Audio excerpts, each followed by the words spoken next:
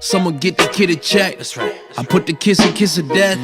I put this dick into your bitch. Put the diss in disrespect. I was OT with the OGs in the motel, whipping chickens in the kitchenette. I've been low key, now I'm OP, thinking holy. I'm so sick, I finna disinfect. Look, I know mind over matter, but why does it matter? That's why I'm climbing the ladder. I'm higher than Saturn. I'm an entrepreneur. Who are you to chime in and chatter? I ain't only rocking the gear, I'm designing the pattern, but I don't care. We don't compare though. You got fucking KRYPLE with us right now. How are you, bro? I'm good, brother. How are you? Yeah, good, man. It was good. We went to your show in the Melbourne leg of your Australian tour. Yeah.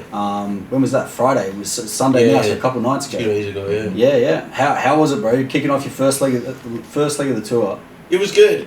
Like I was saying earlier, it's like it's a little different when you hit new markets like this. Like, it's my first time headlining out here, so I already knew walking into it I wasn't gonna expect like full sold out crowds, people singing all my songs and stuff. So you kind of got to win the crowd over a little bit more. So for me, because I just started doing like some decent numbers back home and shit as of recently, like where I know when I throw a show, people are gonna come out. I got some diehard fans and stuff out there. So this was a little bit different because I'm winning people over again. But it, like, all in all, great energy, dope ass people. There's some really cool artists here. Like everybody that opened for me was fucking dope. So it was good, man. I think it was a success. Yeah. Like, all in all, I agree. I was happy with it. Yeah, and I think the atmosphere is something to speak about too, which partly the credit goes to yourself for that, bro, for having the venue. But the atmosphere of the place, some hip hop gigs you go to, like there's a vibe of like unsafety in the air, or there's a vibe some people are trying to intimidate, some people are trying to cause drama, or some people are, they have ulterior motives. But this show, like right from the there was start, none of that, like, man. It was just all good vibes. Yeah, everybody was just there to have a good time and stuff. But also on the same note, it was like there was people that were there just to drink and have fun, so they weren't necessarily there for the show as well. And you're gonna get that, that's kind of typical. I'd rather have people in there that aren't there for the show than just have people not show up. Yeah. I mean, you might cop a new fan as well. Yeah, definitely made some new fans, and so it was good. I'm happy with it. Yeah. And much to your disappointment, probably, bro, you probably wanted to throw hands a little bit throughout the night, did you? Oh no. It's yeah, I mean, it was good energy. We had the right people in the room, promoters, artists, it's a safe, good crowd. Yeah. An extra 50 people in the venue would have been all right, but it's all learning experience, It's it's just something that we can learn for hopefully next year and every year. Yeah, you just got to grow and build, right? Like, how many people? There's so many people that didn't know who I was before this that will definitely, yourself included, or like, I'm sure you'll come out to the next show I do when I come out here, and a bunch of them. It's just kind of, you got to build a name, man. You got to build a brand up wherever you're going. So that's what it is. I knew before I booked this tour that I'm gonna take a loss in money. Yeah. It's not gonna be sold out shows everywhere I go. But if I want to come out here and make money and do sold out shows, well, how the fuck are you gonna get that? Exactly. Got to hit the ground running and just kind of build that groundwork to be able to sustain. And even in Canada, when I started touring, like, I lost money my first couple tours, and then but you have to build this groundwork, because when you do a show and there's 40 people there, 50 people there, the next time there'll be 100 people, because those people that enjoyed it are going to tell their friends. They'll be like, yo, you have to see this guy.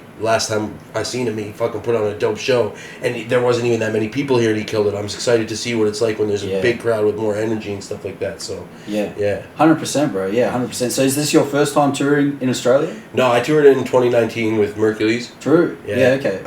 And that was really dope. And once again, like, that's what's cool about this tour, is it's like, it's I wouldn't say a reality check, but you just, like, it's humbling to see, because when I'm opening for Merk, we're doing fucking sold out 1,200 people venues in lots of these cities, and Max Watts and shit like that, where it's like,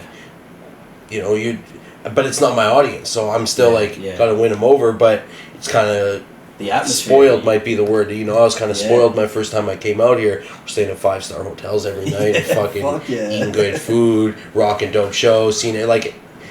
I'm blessed. I'm so grateful, and shout out Merk, man. That's my guy. Like, he's given me more opportunities than most people, and when he didn't have to, and just like really put me on. So like, the way I experienced Australia the first time I came here, there's got to be the best way to do it. Like, even tourists, when you come here, how many people can say I seen 3 cities in New Zealand, I seen 2 cities in Tasmania, I seen fucking Brisbane, Gold Coast, Sydney, Melbourne, Adelaide, Perth. Like, I seen all of it. I got to really, like, some cities I didn't spend much time in and didn't get to do the tourist stuff, but like, I really got the fucking full experience. And so this time it's more like I'm here to network. I'm here to work with as many people as I can and spread the word and just kind of get my name out here on my own. I think you're doing a good job of it, bro. Thanks, bro. Like you said, you know what I mean? I didn't know who you were before coming here, and now I do. Now I'm a fan. I'm going to be going to the next show, and I know there's a lot of other people that are sharing the same mindset. Hey, fuck yeah. That's all I can hope for, right, man? As artists, we just strive to have, like, I don't know, I can't speak for others, but me, man, I just want people to resonate, listen to the music, enjoy it. Like, music is a vibe. Music is an experience, especially live music. So, like, if I can give anybody that experience, then make them want to come back. That's what I'm here to do, so. Maybe one day you can return the favor. They can go to Canada. Yeah, that's the plan. That's networking, you know. Yeah, that's the plan, right? And people hold me down here heavy, so I'll do the same when they come to Canada, right? Fuck yeah. Yeah, we got link ups. Discover Hip Hop has link ups in Canada now, man. So you heard it here first. Discover Hip Hop will fucking go to Canada one day. Yeah, man. 100%, bro. Man, so on your first tour, if you don't mind us getting into this, who was supposed to be organising the tour? Was there any issues fuck with Patrick, fuck Mastercraft. I'm gonna say, where's the camera? Right here and here? Yeah. Fuck Patrick. Fuck Patrick. Guy's a fucking clown, bro. Even that tour was like a fucking headache to deal with. Shout out Dean, because like Dean was the tour manager. I was just kind of like, I found out about that tour that I was going 9 days before it happened, because somebody in Merk's camp wasn't able to make it, and I was just like the one that was able to fill in. True.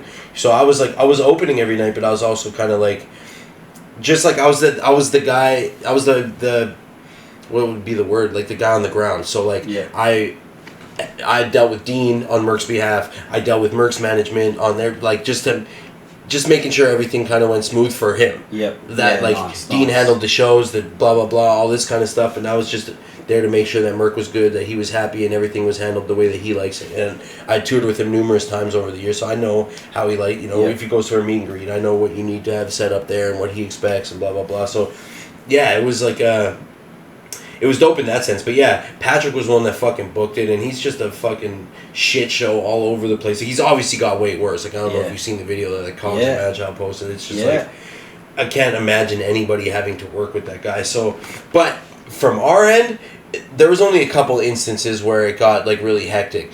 He probably had a fucking nightmare of an experience the whole time, because he's direct with Patrick. But like for us, like Dean made it kind of like smooth sailing for us as far as the tour experience went. Like, we definitely didn't have the problems that Madchild had, where like you wake up in the morning of a show and your flights aren't booked or anything. Like, our shit was, all our flights are booked, all our hotels are good. Like, from the outside looking in as like just an artist, it went well. Like, the shows went off good, the hotels were all booked, everything was good. But like, that's probably more accredited to like him and Patrick's girlfriend at the time than it is for fucking Patrick. The guy's a mess. Yeah. You know? Yeah.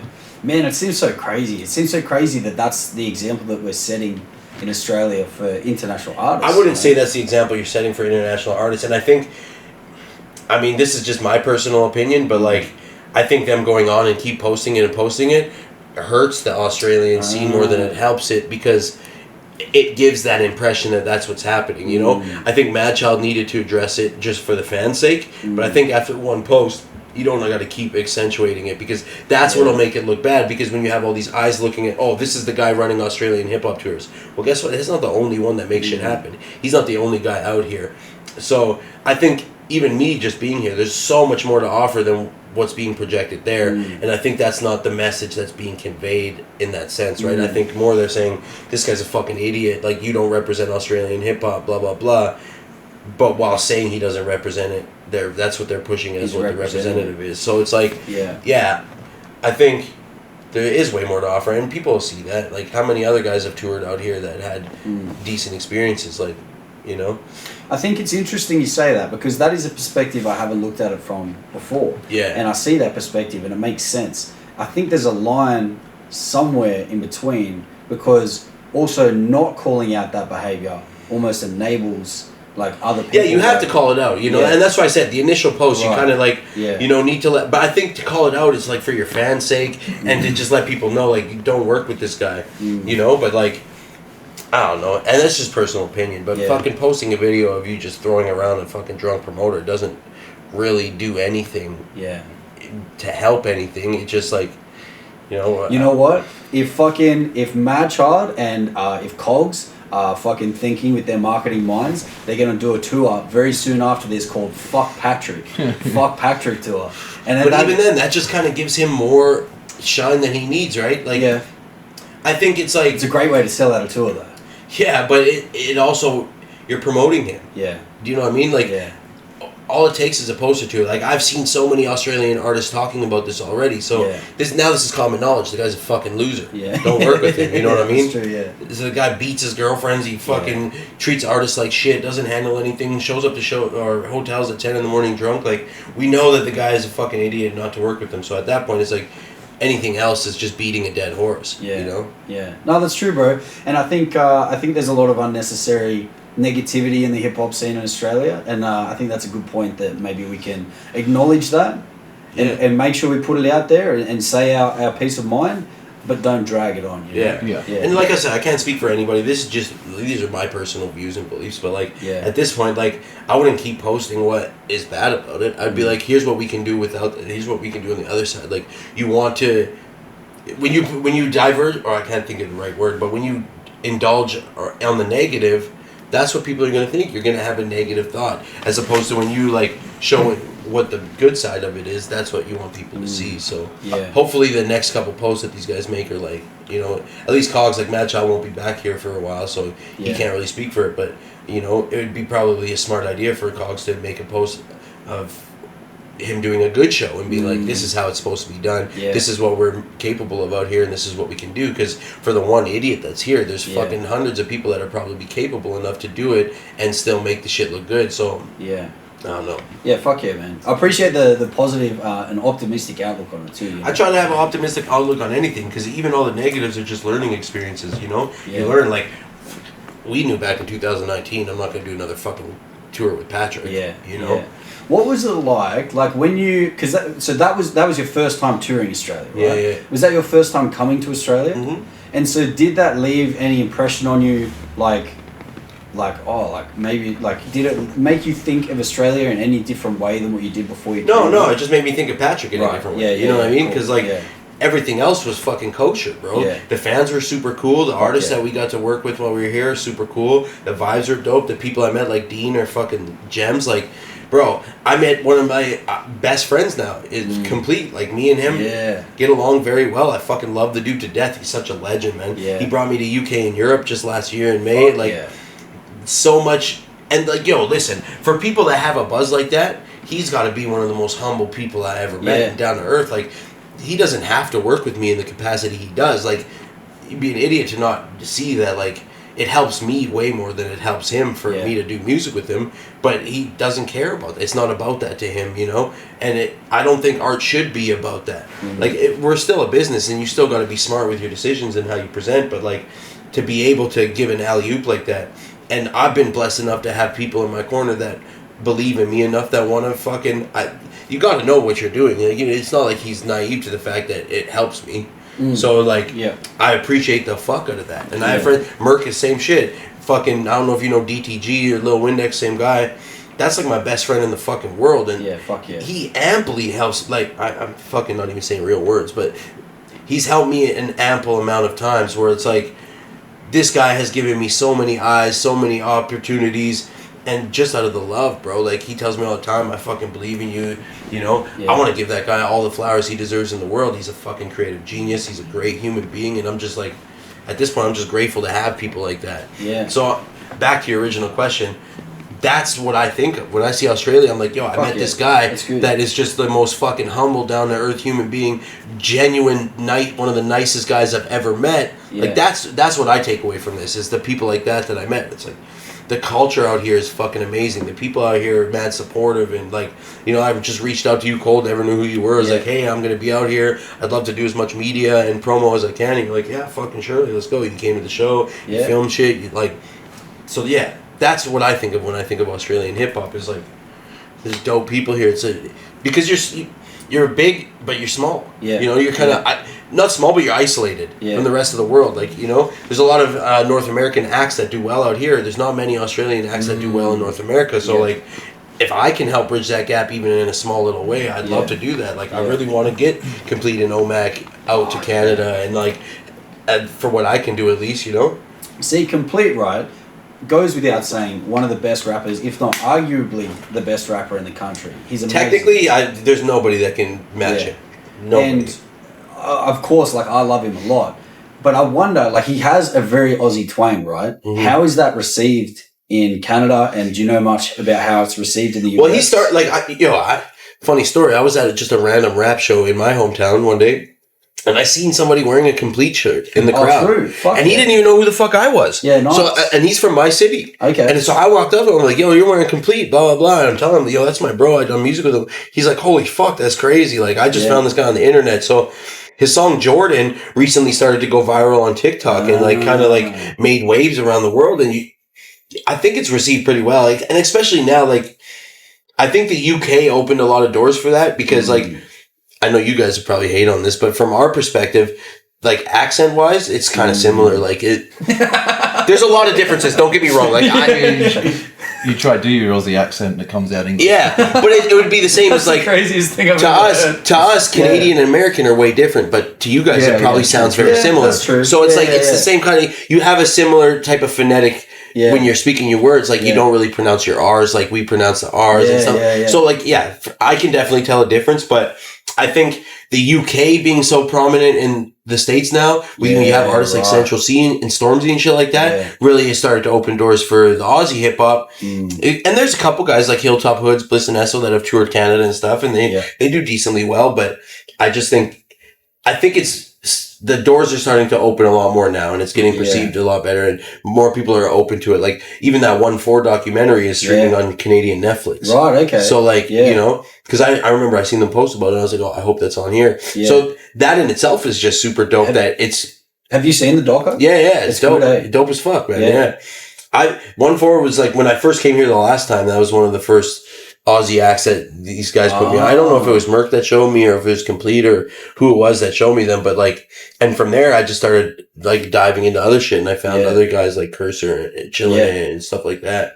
So Cursor, Chillin', do they have much of an audience over there? I don't know. Yeah. Okay. I wouldn't even be able to tell you, but it's hard to say. Like, nobody really talks about it, if that makes sense. Like, I'd have to actually open the conversation up and be like, have you ever heard of this guy? So maybe they do. Like, you'd have to look at their Spotify numbers and YouTube numbers and see like kind of what impact they have. But I think it's the same as like any other country. Like the US is an anomaly in the sense that like a lot of the world's culture is influenced by the United States, like even Canada. So like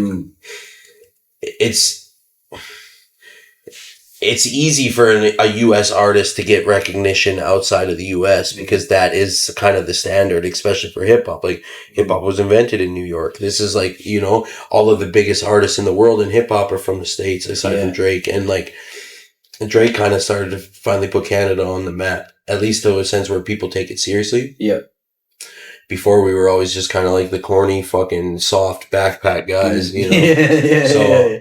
So is there a lot of hard stuff, a lot of hard kind of rap in Canada? Yeah, oh yeah, bro. Yeah. Canada's grimy too. Like it's a great place, but it's also fucking super grimy, especially like Toronto where Drake's from. There's a lot of gang activity. It's like a lot of that music out there is very like these guys make diss tracks back and forth all the time to each other. Same in like the hood part of Vancouver, like Surrey. There's a bunch of that kind of shit. So there is a lot of street stuff where I'm from, but the stigma's still there of like, oh, you're Canadian, you're not gangster. A lot of people wipe it off. So now it's finally like that street shit's getting a little bit more credibility because of Toronto, because Toronto has some fucking real dudes. Yeah. But it's hard to say. Yeah. Really though. Bro, I also want to ask you, so if you guys don't know MERKULES, I'm sure like most people would fucking know MERKULES, right?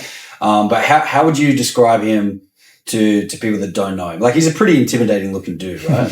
Me and Dean were actually talking about this earlier. It's Merk's a fucking gem, bro. He's a great dude. His music is very, very relatable. And I think a lot of the reason he has a lot of the success he has is because he does look intimidating and stuff, but he's not. He's very personable. He's very relatable. He's very friendly. He's fucking just a very nice dude. So like his fan interaction is like one of the best I ever seen. And I opened up for Merk on his first ever solo tour when there was 20 people in most of the crowds. And like, Merk is the guy, until it got too much to do it, he would hang out after the show for 2 hours and meet every single person there. He'd just sit on the stage. So like, he's a fucking gem of a human. So if I had to like describe him to outside people, it's just like, yeah, don't judge a book by its cover. Whatever he looks like, that's, you know, listen to the music, you know, check the personality and see what you're getting. And see, because of that reason, how he looks, the contrast between how he looks and who he is, I thought it'd be interesting to ask you what you think would have happened if Will Smith had slapped Merks in front of everyone at the fucking, what was it, at the Oscars? Or? Yeah. That's a wild question. I don't fucking know. Would he fight back, or do you think he would, what do you think would happen, bro? I don't know. I don't think he'd take that disrespect, huh? Surely. Yeah. Oh, I don't think, it's hard to say because like, it depends like where he's at. Like if it was on the street in a back alley. He still has a professional mind state. So like, he might not, just out of this sheer fact of like, that would hurt him too. Like, you know, you don't want to, who the fuck wants to have a fist fight on the stage at the Oscars? You know what I mean? Like, kind of take the slap, get your fucking publicity and move on with it. But yeah, I don't know. It's hard to say until that instance actually happens. It would depend on, and that's the same with anybody. Like, what's your mood like, you know? Like, yeah, exactly. How was your day today? Like, that would affect how you would react there, you know? Yeah. But like, I think if Chris Rock would have fought back, we wouldn't have demonized Will Smith as much. Yeah. You know? Exactly. He got ran through the fucking mud. Yeah, I don't think it would have been good for him to fight back. I think the best thing he could have done was just take it, keep going. He was like, what the fuck was that? Yeah. He had a crazy bit about it in his next special and just like moved on with it. So, but I think that's how you have to handle everything professionally. I say this all the time. Like, when you're in a room full of billionaires, nobody gives a fuck about how tough you are, bro. Yeah. Nobody cares. Like, we're here for completely other reasons. How smart are you? What can you do? Where's your value at? You know, like, and that's what it is when you're talking about big business. And that's what this is a big business. You have to be able to control your emotions. Absolutely. Yeah. And like, the thing with Merk is he's a very quick thinker. So like, all the scenarios would run through his head and he would probably do at that moment whatever he thinks is the smartest. Like, you know, I don't know. Me personally, I don't think he would fight back just because, the magnitude of the stage he's on. Yeah. I think if that happened in like a backstage setting, of course he's going to fucking fight back. You're not going to just let someone disrespect you. Did you see that video with Chappelle shortly after the whole Will Smith incident? When the fan ran on stage and shit like that? And all of his security just beat the fucking shit out of him, bro. They had to because they fucking shit the bed on it at the start, right? Yeah. Chappelle's like, yo, this guy was trying to stand, like, the security didn't really react quick. Yeah. And so then they're like, oh shit, we fucked up. We got to know this guy. You know? Yeah, bro. And they thought he had a gun. Or no, he did have a gun or something. Wasn't that the situation? It's like a knife, I think. He had a knife, right? Okay, yeah. Fucking crazy, man. I don't know what I would do. Like, it's the last thing that's on your mind. Like, if you were performing on stage and someone ran on the stage, you would assume they're probably just coming on the stage to fucking have a good time. But yeah, I was down at the Geelong show with Complete. Oh yeah. And this guy got on stage, and I was standing aside of stage, and I was like, couldn't figure out whether this guy was meant to be on there or not, whether he'd called him up, and then Complete's just standing there like super awkward, you know, and it's like, fucking, like, God knows where the fucking security guards were. But yeah, like, Complete had to usher him off the stage. True. You know, I mean, he was just a drunken fan. Yeah, but, again, it could have gone any direction. You don't know. Yeah, with fans, it's a lot more touchy too, because like, there's a lot of fans that don't really have respect for personal space and stuff like that. But I don't think it comes out of it doesn't come from a negative place. It comes from a place where these people, like, music is such a healing thing. It's such a touching thing. It has such a massive effect on people's lives that you really just want to be close to this person. The musicians you listen to and that affect you emotionally are larger than life to you most of the time. So it's like, you just want to, like, that shit comes out of a place of love. Do you know what I'm saying? Exactly right. Because I feel like and it's the same through podcasts, it's the same through really any kind of media. Like, they feel like they know you. And in a sense, they actually kind of do. Well, that you don't have no idea who the fuck this person is. Especially people like Complete and Merk and these kind of artists so that are they make vulnerable music. Yeah. They talk about the struggles that they go through, and they're very relatable. So you do feel like you know them. Yeah. You know? Yeah. So it's hard, man. And I've been on the other side of that as well, where like I've spoken to people over Instagram or in person where I've been like listening to their shit for like 5 years, whether it's music, podcast, whatever. And you just want to tell them how much you appreciate that, but then you don't want to come off like you're kissing their ass but they get that all the time. So they kind of like think you are, you know what I mean? It's like, no, man. Like, yeah, and sometimes like, I know I get a lot of messages like that too. And because I do have some like depresso music and like vulnerable stuff too. And people say, yo, your music gets me through very hard times. Like this song is like very near and dear to my heart and blah, blah, blah. And I try to like respond to as much of that as possible. Yeah. But also like, there's only like, yeah, send me the message, of course. Yeah. Like, I want to hear that. That's dope, and I appreciate that. Just don't send it to me every week. Like, I don't, you know, there's only so many times you can say, hey, man, thank you so much. I appreciate it. Like, because, like, sometimes I feel like I'm a fucking robot, you know, when people are like, yo, dope song. Yeah, thank you. Appreciate it, you know? Yeah. Oh, thank you. 100%. Like, but at the same time, like, what else do you say? Yeah. I'm not going to sit here and think of a different response for fucking everybody, because that's actually how I feel. Thank you. I appreciate you supporting.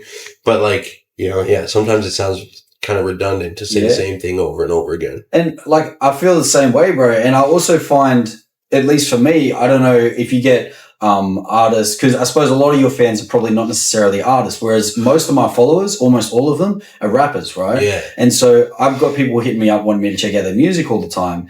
And so I'll get these compliments where they say, hey, bro, I love what you're doing, rah, rah, rah. And I'm like, oh, that's awesome. And then the next message is, hey, can you check out my stuff? I'm like, okay, you kind of just wanted me to check out your stuff, and that's why you gave me that. Yeah. So now whenever someone gives me a compliment, it doesn't mean anything to me because I'm waiting for them to ask me like, okay, what do you want? You know what I mean? And it's I get a lot of it's that. annoying because then when people are genuine, maybe you don't give them the energy that they deserve, you know? Yeah, and then the other side of that is like, in the nicest way possible, what the fuck do you expect me to do? I have artists send me their music all the time. Hey, can you check this out?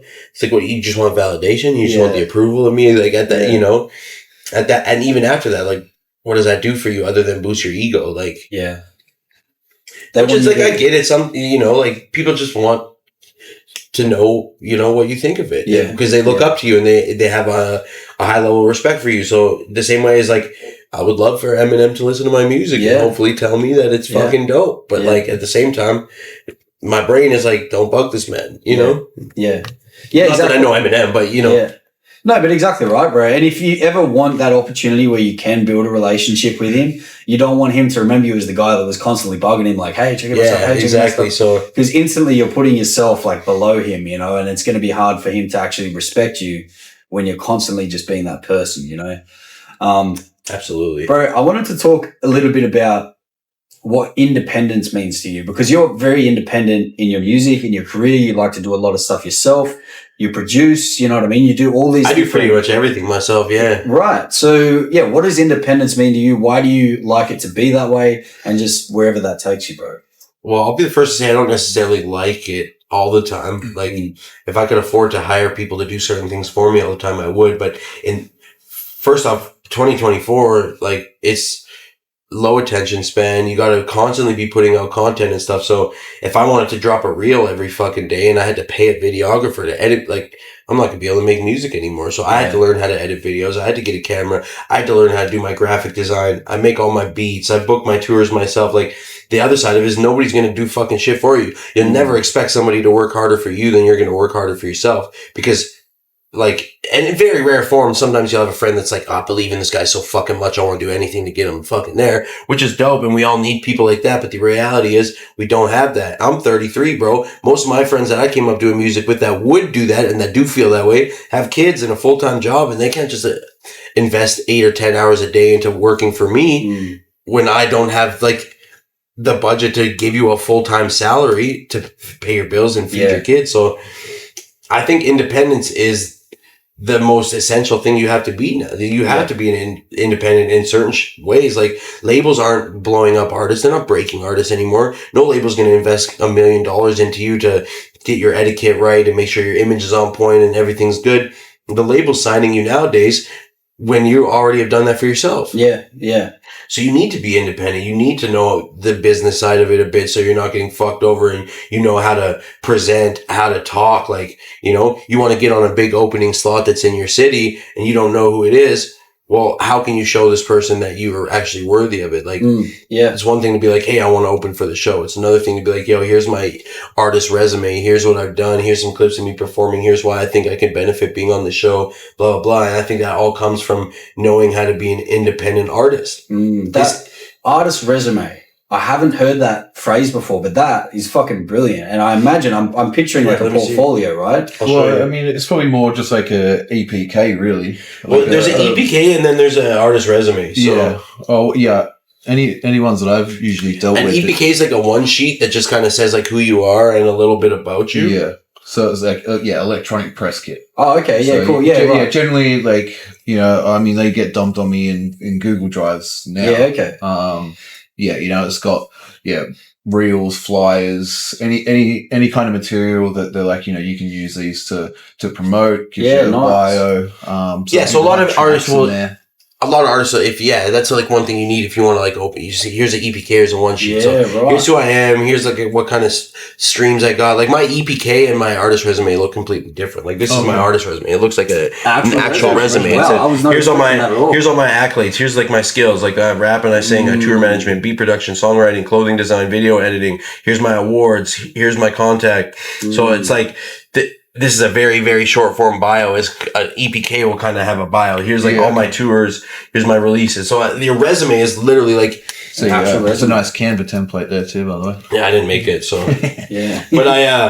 But that's exactly what Canva's there for. Yeah. So this is like, I use this when I'm applying for government grants and when I'm doing like more professional things. This is what they expect for. An EPK is something you would like send out as like I want to get on this show or like, exactly. Stuff like that. I hope any of you up and coming artists, I know there's a lot of you that fucking follow me, and it's basically more or less everyone is artists, producers, whatever. I hope you're all fucking listening, man. This is very valuable information because I've spoken to a lot of fucking artists and I've never heard anyone mention that before. And so I think there's probably a lot of up and coming artists that can use that information, bro. I would say if you're an artist, bro, learn the industry you're in because the music industry is very complicated too. Like even down when you're talking royalties, publishing, mastering, like I can bet you the majority of artists don't even know the difference between royalties and publishing. And then they don't understand the masters, like, and how that all comes into play and how you can get paid off all of these things, especially in the back end. Like there's a lot of, I would say almost every artist in the fucking world there's money there that's sitting there for you, even if it's fucking pennies or a couple dollars that you haven't been able to reach out to. So it's like to get on that stuff and have all your I's dotted and your T's crossed as far as the business goes. How would you suggest, where should people start with that sort of information? Is there someone they should speak to? Should they start researching certain things? I would just like, do your Googles and fucking YouTube it and just like try to figure it out. That's all I ever did. Like my whole life, I didn't have no expertise. Like first time I booked a tour, I didn't know what to fucking do. Yeah. I'm just learning. Like here's what I did know. There's promoters in every city that book shows. Okay. Well, how do I reach out to those promoters? Okay, figure that out.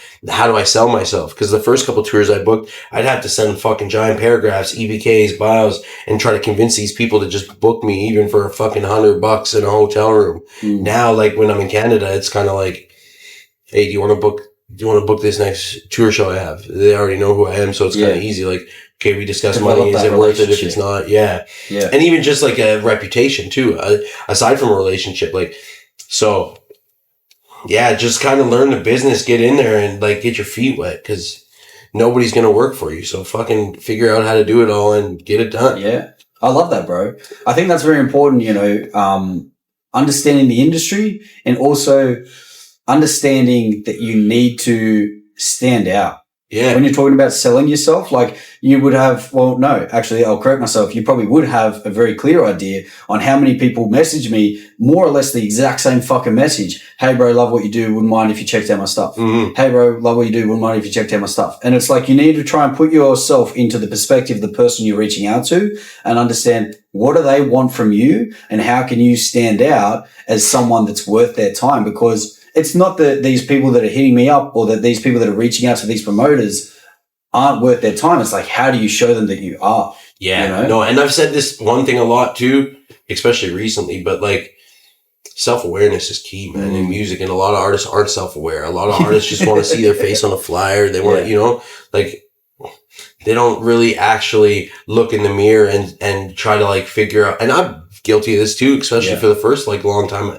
I would say I've only been like super aware of what I'm doing for the last couple of years, because I go, okay, why is this not working the way I want it to work? And you have to like have some real conversations with yourself, because like a lot of the times we think what we're doing is right. That's why we do it in the first place. This is the right way to do it. So to be told you're not doing it right, or to realize in yourself like, oh fuck, like I could present myself so much better. I could fix my image. I could fucking do this. Like, and like I said, I'm not nowhere near there. Like, I'm way past where I thought I'd be, but nowhere near where I want to be. So like, I'm every day looking at myself. Okay, how can I build this brand? How can I do this? How can I make something that people that have no idea who I am want to genuinely look at? Like, you got 5 seconds to win somebody over on any type of content, whether it's YouTube or Instagram, blah, blah, blah. So like, even that in itself, I listened to, the Baby was talking about this one time, and he's like, I start rapping with him first 5 seconds of my song, my intro. I barely have intros and stuff, because I want to captivate these people immediately. And you go listen to any Baby song,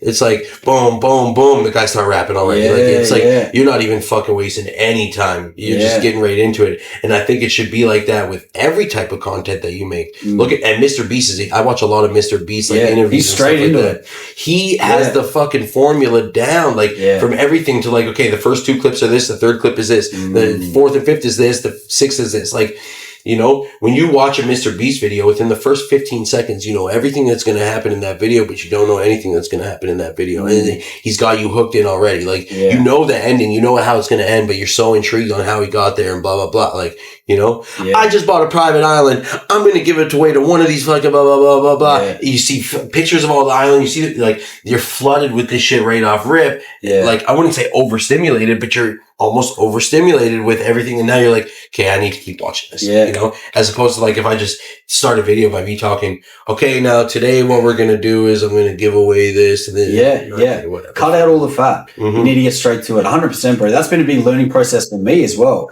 in the short form videos, you know, since starting short form videos in about August last year to the point where we're at now, it's been a massive process of trying to be critical, like you said, being self-aware, being critical. Why isn't this working? Okay, this one did better. Why is that? I've been fortunate enough to have a mentor as well that's really great with his social media, helping me out. Without that, I'd still be like ages behind. But that's exactly right. You need to hook people in. You need to captivate people within the first 5 seconds, but you need to hook people in, which is like keeping them intrigued until the end. And you need to trim out all the fat. Just get straight to the point. You know what I mean? Every time, straight to the point, bro. And like, even I'm bad for that, even still to this day, because like sometimes you're just like, at least I can only speak for myself, but there's certain things that I want people to see. You know, I want people to see that I did this, this, and this, but sometimes they don't give a fuck about that, you know? Like, they just want to see the main part. They don't want to see how you got there or whatever the case may be, right? So I notice when I make vlogs and stuff too, like, I vlog when I tour and I, you know, and I want to put all the things that are cool to me, but to the outside, maybe that's not cool. Like, they want to see other shit, you know? Yeah, that's the hard thing. And it kind of ties into what we were saying before about putting your head into the perspective of the person you're reaching out to. Well, it's almost the same when you're creating content. You need to try and put your head into the mind of your typical target demographic. You know, and that's a hard thing within itself. I mean, maybe this is getting too into the fucking weeds for average, like, people listening, but that's a very hard thing within itself. Identifying your target demographic. Like, who are the people that are going to like your music? It's huge. And you know what? A lot of people are chasing virality now.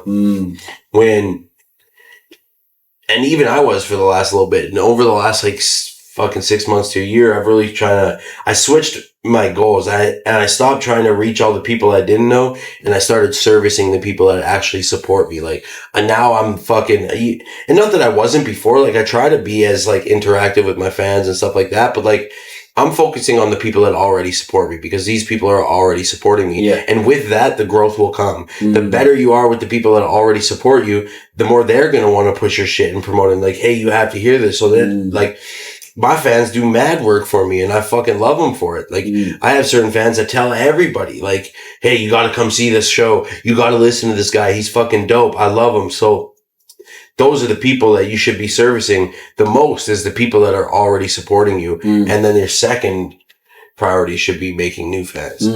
But also by servicing those people, I feel like you're cultivating almost like a culture within yourself. You know what I mean? So if you're servicing those people, you're kind of like cultivating that culture, and that culture of KRYPLE or of whichever artist or whichever podcast or whichever whatever that you're talking about, that's going to draw those people in. Your target demographic is going to gravitate towards that. You know? Absolutely. Bro, so I want to get to a few questions that have been sent in as well. But before we get to that, is there anything that you want to put out to the world? Is there anything that you want to shout out to anyone? Anything at all, bro? Any message you want to put out there? Well, yeah, listen to my music. Yeah. Support your local artists. Support the people that you know. It goes a long way. You can't buy merch if you can't go buy tickets. A like and a share on social media still goes a long way. Definitely shout out to my bro Dean here, because he helped make this possible. You know, the Australian government and the visa process is kind of a pain in the ass in the sense of like, it's not built for someone like me who books my own tours and funds it all and does it all myself. So like, Sorry. No, what were you saying? I was going to say, don't ask for set times. Yeah. Just rock up and support everyone. Yeah, exactly. Yeah. Don't ask for the set times, and just shout out to my, my main people, like first off, my crew back home, like just like all my guys, like I got a lot to name, but just like Phil, J.E., Goose, Sonic, Trips, fucking Brothers Graham, like these are like my guys, and I know I'm missing people, but and then like my artist friends that have given me ample opportunities, the top three, like Merk, DTG, and Complete, have all like given me their platform in a sense of like, uploaded my videos to their YouTube channels and shared my stuff. Like Complete just shared my shit 2 days ago. It was like, hey, KRYPLE's on tour in Australia. Like to him, that's probably nothing. That's just like, oh, I'm just supporting my bro and sharing it. To me, that fucking means the world. That's like, you just told an audience that's huge that you're co-signing me and telling them they have to come check this out. And like DTG, like Dylan, that's my fucking brother for life. Like I talk to him 3, 4, 5 times a day, and he helps me with so much shit. The guy's a content guru, and I've like, admittedly, we'll call him all the time. Hey bro, I want to shoot a skit. What could I do? Like he's the brains behind a lot of like the funny content that I make and stuff like that. And vice versa, I still help him with stuff too, but like the value that I can give him is far less than the value he gives me, as far as like the eyes that are going to watch me and what it relates to, Yeah. I capitalize off everything I can. So like if somebody's going to share my video or something, okay, sick. I got to make sure I got something for tomorrow. If there's a bunch of new eyes on my Instagram today, I got to make sure that those people see some new shit tomorrow, and like that's smart. Finding ways to capitalize off of these people. But yeah, I guess just shout out my people, man. That's like number one. Yeah. Sounds like you got a massive, like, and healthy support network, bro, which is awesome. Pretty much. Like, it's just like building relationships. Everything's relationships, I say I'm just fortunate and lucky enough that these people fuck with me in that sense, Obviously, there's certain things that I've done that got me in a position where they would want to, or where they feel like it's warranted to want to help. But at the same time, I think it just speaks volumes on their character as well. And surround yourself with good people that fucking support you for real, know? Yeah. Like, these are all people that if we didn't make music together or we didn't do anything like that, I would still be super tight friends with, because the relationships that we have are built off of our personal relationships and how we get along, and we just happen to make music or work together, and it stems from that. So, find good people that think the same way as you, that build you up the same way you want to build them up, and keep a good tight-knit circle of good people, because most of the time, especially in this industry, everybody just has a handout and wants something from you, So if you can find somebody that's actually willing to help you, be an asset. Don't be an expense, Bring something to the table if somebody's going to help you, Yeah, a mutually beneficial relationship. A mutually beneficial relationship will always last longer than a one-sided one. How do you compare... So I'll wait till I get to that.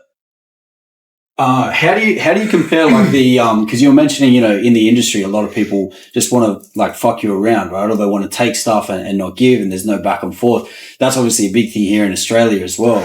I think it's like that everywhere. That's what I was going to ask. Yeah, like have you noticed much difference in the comparison of the scenes? In that sense, no. I mean, it's like kind of the same everywhere. You have your vultures, you have your fucking leeches, and you have your people that actually just want to do good and bring more to it, So back home, like I want to help as much as I can.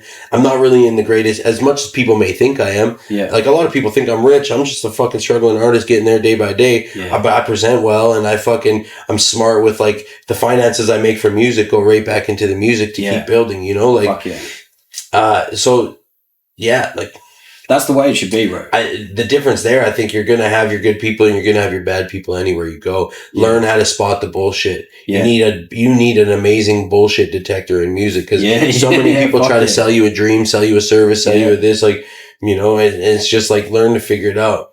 Yeah. I see people fucking making posts all the time. Yo, I just got a message from Fat Joe. He wants to do this. It's like, nah, bro, this guy just wants to charge you $700 to put you on a mixtape. That doesn't fucking do anything. It's just like, yeah, you have to be able to identify people's real motives, I think. You know, you have to, because people are going to try and be sneaky. You know, already in my experience, I've only been doing this for, you know, a few months, really, 6 months or something. And there's already been so many people that have tried to snake their way in, or get in this way or get in that way and get involved, or take this or take credit for that, you know, and like, you know, Discover Hip Hop is a rising platform. Like, you can only imagine someone at the top of their fucking game. It'd be every second person, not even every second person. It'd be like, oh, bro, the amount of people fucking, when you're in that position, bro, I can only imagine the people like people like Merk and Dylan and Complete go through and shit like that. With like the amount of people in their inbox asking for favors, asking for handouts, asking for this and that. And it's like, fuck, I try not, like, I'll be lying if I said I didn't ask for favors from my friends, of course. Like, you know, but I try to keep it to a minimal. And if I do, I try to also bring value where I'm at as well. Like, and there's only so much value I can offer somebody like that is more successful than I am. Yeah. But it's different when you have an actual relationship with them, I think. Yeah. And when your intentions are, like you said, if you weren't successful or if they weren't, whatever, you would still be friends. And I'm friends first with these people. So like, and I think, you know, that's where the best relationships come from, is when you actually genuinely get along with somebody and then you just want to work together. Yeah. It becomes that. It's not like, you know, because I have other artist friends too that like aren't really friends, and we just kind of work together for the sake of working together. And there's nothing wrong with that either. Like, collaboration is always good, but I think like you just want to build good relationships with good people. It's good for the soul, man. It's good for the heart. It's good for the brain. It's like being able to work with like-minded people that see things the same way as you, that value the same things as you, will always be fulfilling. Yeah. You know? 100%, bro. 100%. It's so valuable to your own mental health as well. All right, so a few questions sent in. Let's get it. One from Sean. Shout out Sean. She was at the show. She fucking really loved it, man, in the Melbourne leg. Which song that you've made resonates most with your past self, and describe what it means to you? So I think what she's saying is like, have you got a song that is like reminiscent of when you were younger, or an older version of you? I could bring two in. Recently, like last year, I put out a song called Growth. Bro. I mean, self-explanatory. I'm sorry to cut you off. I just heard that one. I fucking loved that song, bro. Thank you. If you watch the music video, you see I put video clips from like the last 15 years. It just kind of goes in progression of like from when I started to where I'm at now. Yeah. That one obviously is like, I made that because of that. I feel the growth I'm seeing in and stuff. The other one would probably be The Chase. I really like The Chase. Funny enough, I filmed the video in Melbourne when I was here in 2019. I'll have to check that one out. Yeah, do it. And it's just like, that's just about chasing the dream and like, you know, kind of being caught up in this web of like, there's so much letdown in music and there's so much this, but you know, keep fighting and keep pushing. And so I think that one would be probably number one. Fuck yeah. The Chase. Just cause like the point in my life I was at when I made it, like I felt like things were finally taking a turn. Cause at that point in 2019, like I was in a group for years and years, and the group was doing well, and it was like almost poised to blow up, you know, to a certain extent, but just like it didn't work out, you know?